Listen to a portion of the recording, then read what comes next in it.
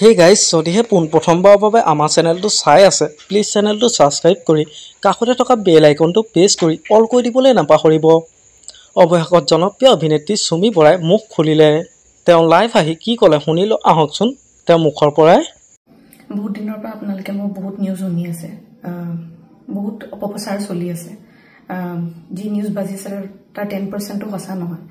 আৰু মই ইমান দিনে একো মাত মাতিব পৰা নাই, কাৰণ ইমান হেৰেছমেণ্ট, ইমান মেণ্টেল হেৰেছমেণ্ট, যোনটো কেতিয়াও মই ভাবাই নাছিলোঁ হ'ব বুলি, সেইখিনি মই পাৰ কৰিব লগা হৈছে।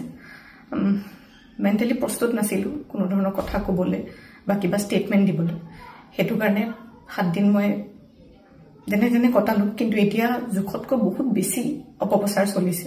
বহুত ধৰণে মোক সাঙুৰ খুৱাইছে বিভিন্ন ক্ষেত্ৰত।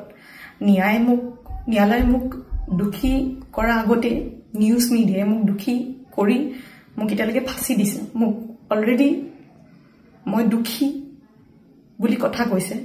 আৰু বহুত ধৰণৰ নিউজ, বিভিন্ন ধৰণৰ নিউজ, য'ত মোৰ কেছটোৱে ট্ৰেডিঙৰ ওপৰত আছিলে, কিন্তু এতিয়া কেছটো অকল মোৰ ওপৰত হৈ গ'ল। আজি ফাইনেলি বহুত দিনৰ পিছত সাহস কৰি মই চাৰেণ্ডাৰ কৰিব ওলাইছোঁ। মই ফুল কোঅপাৰেট কৰিম পুলিচৰ লগত।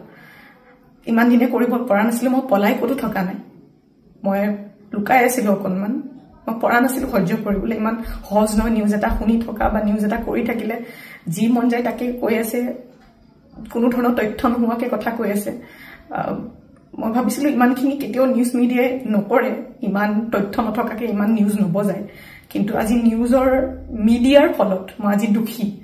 গোটেই মানুহৰ আগত মোৰ মান সন্মান, মোৰ মা দেউতাৰ, মোৰ পৰিয়ালৰ গোটেইবোৰ উলংঘ হৈছে। আৰু এতিয়া আৰু ধৈৰ্য ধৰিব পৰা নাই, চবৰ এটা সীমা থাকে।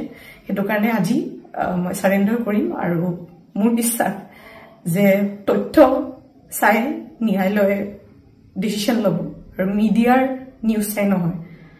চ' আজি মই চাৰেণ্ডাৰ কৰিম আৰু মই ফুল কোঅপাৰেট কৰিম পুলিচৰ লগত। আৰু মোৰ বিশ্বাস যে যদি মোৰ সত্য হয়, মোৰ কোনো ধৰণৰ শাস্তি নহয়।